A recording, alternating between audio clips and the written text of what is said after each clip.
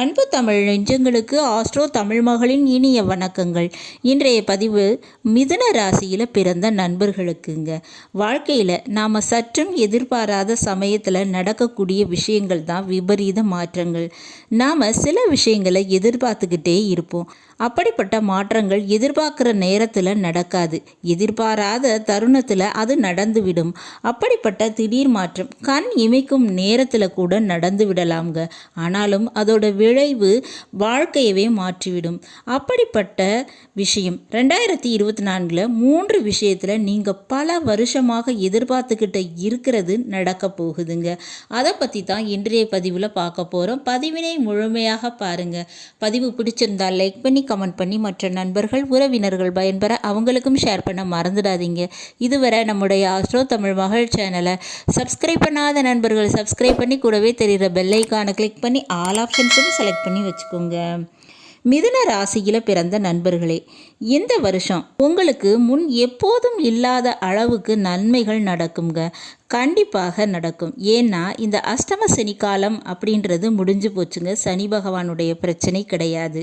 ராகு கேது வாழையும் பிரச்சனை கிடையாது. ஏன்னா கேது 4ஆம் வீட்டிலையும் ராகு 10ஆம் வீட்டிலும் இருக்கிறாங்க.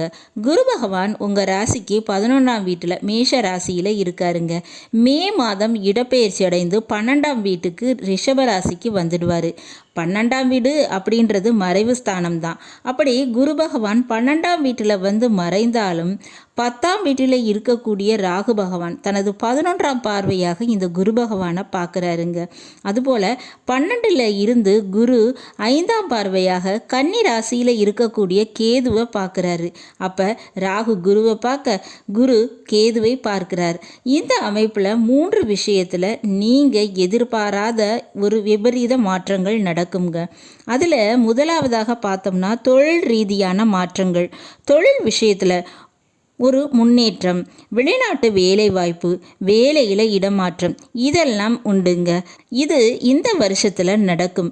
2வதாக பார்த்தோம்னா 12ஆம் வீட்டில் இருக்கக்கூடிய குரு பகவான் வீடு மாற்றம், வண்டி வாகன மாற்றம், தங்க நகை மாற்றம் மற்றும் பிள்ளைகள் விஷயத்தில் சில மாற்றங்களை ஏற்படுத்தி கொடுப்பாருங்க. பிள்ளைகள் விஷயத்தில் பிரிவு ஒன்று, திருமணம் நடந்து உங்கள் பிள்ளைகள் உங்களை விட்டு பிரிந்து போவாங்க. அப்படி இல்லைன்னா அவங்களுக்கு ஒரு வேலை வாய்ப்பு அமைந்து அதன் மூலமாக உங்களை விட்டு பிரிவாங்க. இப்படிப்பட்ட நிகழ்வு அப்படின்றது கண்டிப்பாக நடக்குங்க. 3வதாக 4ஆம் வீட்டில் இருக்கக்கூடிய கேதுவை குரு பகவான் 5ஆம் பார்வையாக பார்க்கறதால படிப்பு விஷயத்தில் மிகப்பெரிய மாற்றங்கள் நடைபெறுங்க. நீங்கள் ஆசைப்பட்டு நினச்ச படிப்பை படித்து முடிப்பீங்க. அதுக்குரிய வாய்ப்பு இதுநாள் வரை கிடைக்காம இருந்திருக்கும். ஆனால் நீங்கள் சற்றும் எதிர்பார்த்திருக்கவே மாட்டீங்க. அப்படிப்பட்ட படிப்பை நீங்கள் படிக்கக்கூடிய ஒரு வாய்ப்பு அமையுங்க. நீங்கள் வேலை தொழில் பார்த்துக்கிட்டே இருந்தாலும் படிப்புக்கு உரிய வாய்ப்பு நிச்சயமாக கிடைச்சிடும். அதுக்குரிய அமைப்பு உருவாகிவிடும். அப்போ கல்வி விஷயத்தில் மிகப்பெரிய மாற்றம் உண்டு. அதுபோல் உங்களுடைய பிள்ளைகள் விஷயத்திலும் படிப்பில் நன்மைகள் நடக்குங்க. இதில் மாற்று கருத்து இல்லைங்க.